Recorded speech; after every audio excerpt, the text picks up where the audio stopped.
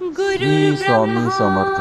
गुरुविष्णू गुरुर्देवो महेश्वरा गुरु साक्षात् परब्रह्मा तस्मै श्री गुरवे नमः.